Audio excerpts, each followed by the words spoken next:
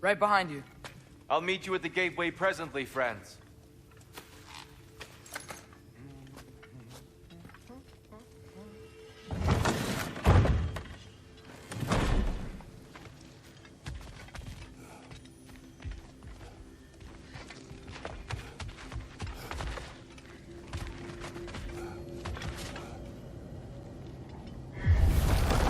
Excuse me, sir.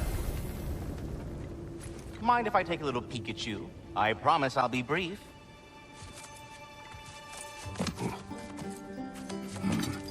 My goodness, what a strapping physique.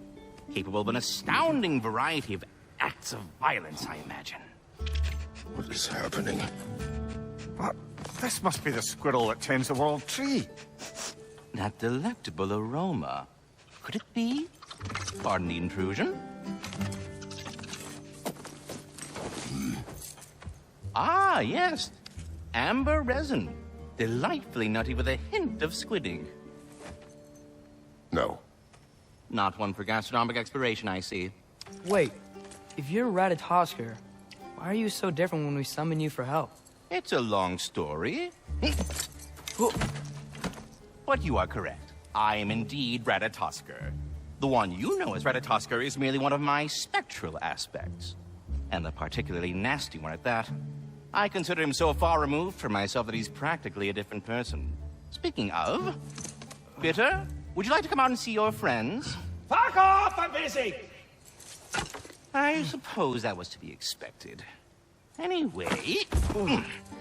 Now that I've polished off all this resin for you, would you like the seed back?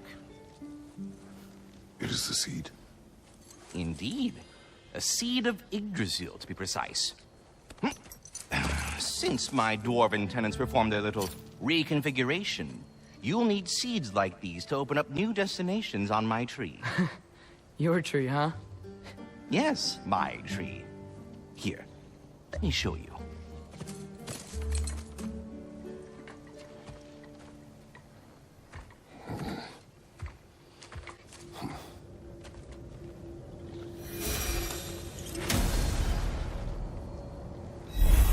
Ah, so that's why good Master Brock needed an Alpine seed.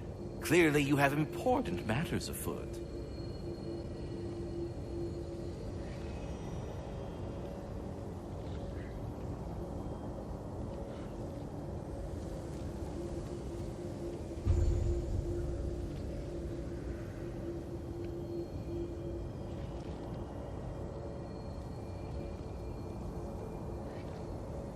That seed you found unlocks Niflheim of all places, a realm as ancient as it is vaguely sticky. Svartalfheim remains at your disposal if you have unresolved business amongst the dwarves.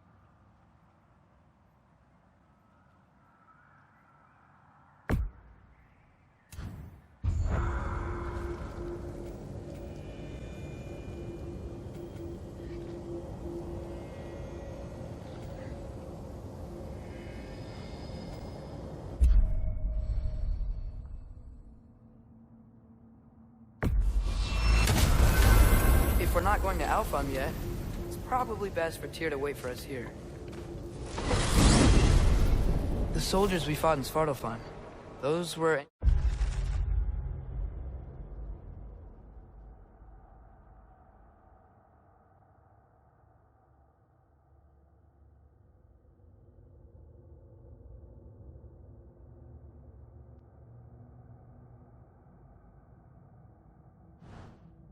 Einherjar?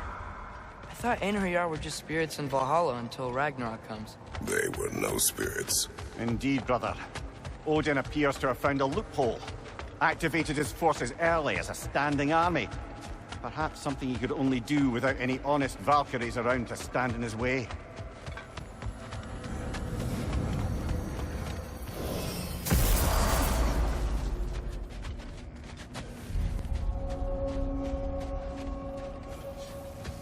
Do we have to be here? Creeping me out, all these poor bastards with their souls cut up. Brock, what do you think about fate? I don't. Either your life's all written down somewhere or it ain't. Still feels like you're making choices either way. Shit smells the same regardless of how it got shat. Remind me to write that down.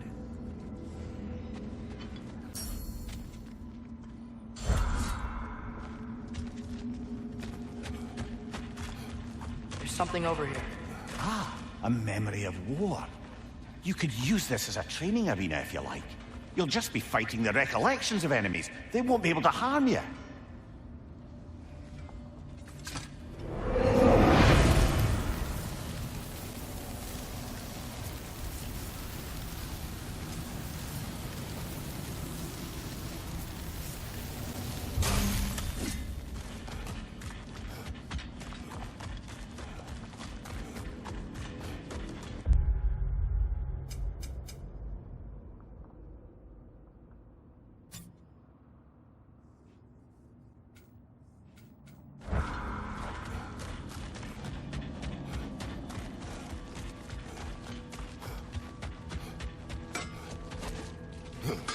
Well, fancy seeing you Wait, loiter those- sacks again. Odin's ravens? The ones we've been destroying all this time? So it would seem.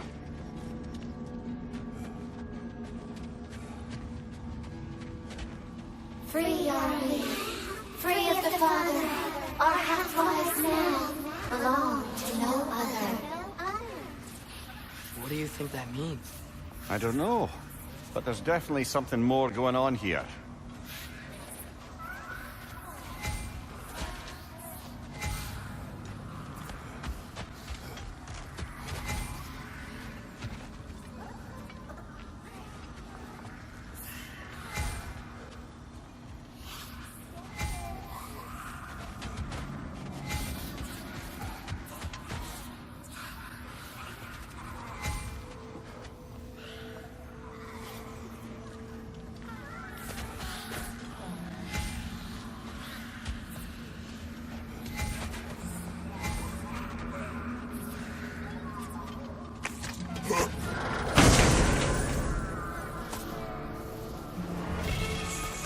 A gift of life.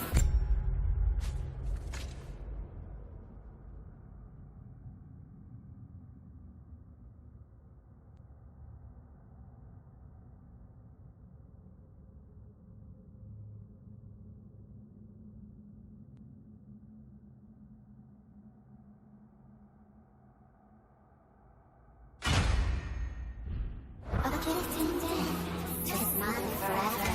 The All-Father's breath. Their thoughts. I can't read them. They seem to like us, though. One hopes. I suppose we should continue to destroy any of Odin's ravens when we find them.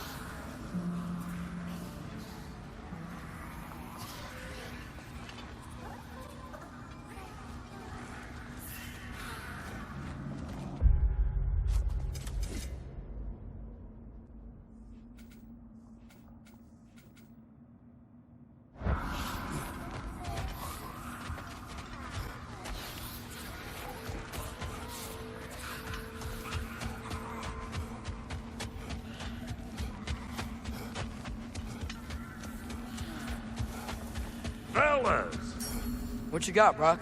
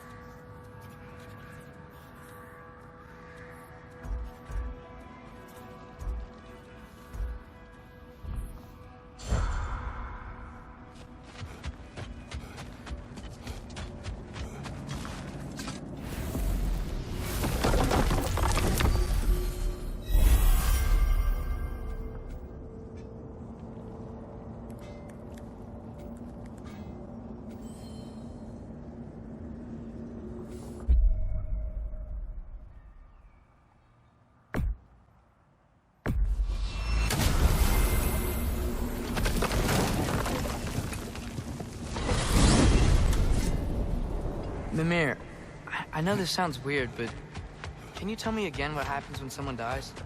Every living thing has a soul, and every soul has 4 parts. Form, mind, direction, and luck.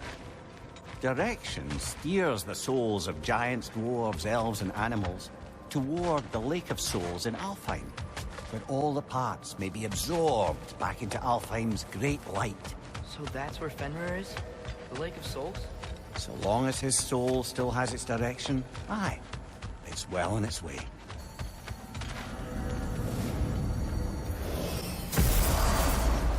Ah, there you are. I knew you hadn't forgotten me.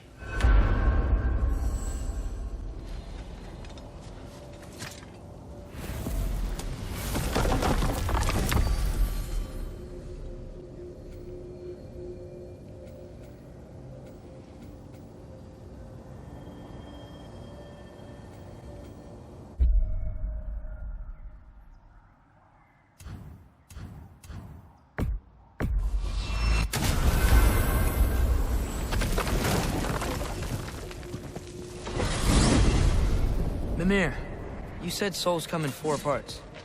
Does that mean you can lose some of your soul, but not all of it? Aye. Form, mind, direction, and luck. Lose any one of them and the entire being suffers. Still, sometimes luck alone is enough. Just ask your father. My success does not come from luck. Ah, the refrain of the eternally lucky.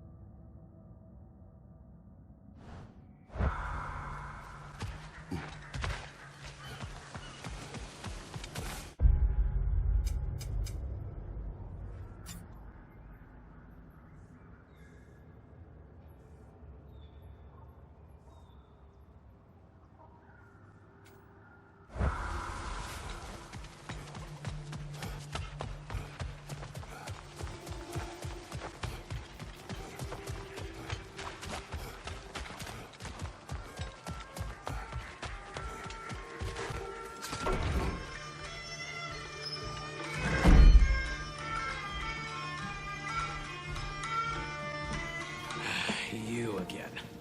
I hope you're back to clean up the mess that extra head of yours made. We have done it. Doesn't fix what I did, but hopefully it makes things a bit better.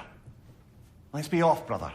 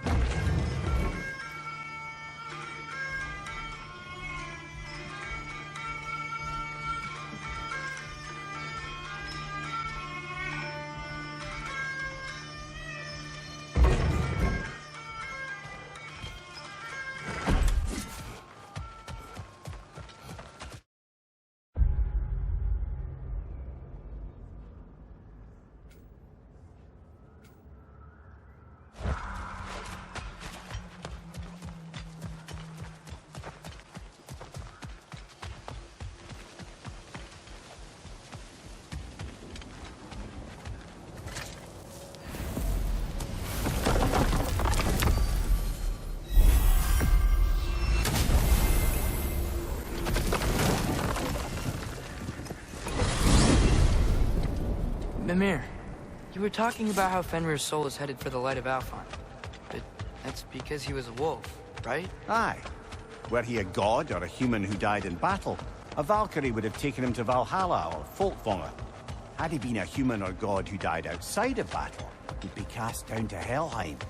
But Fenrir was a wolf, so his soul will join all the others in Alfheim. Like mothers. Yes. Like your mothers. Welcome back. Shall we make for Alfheim?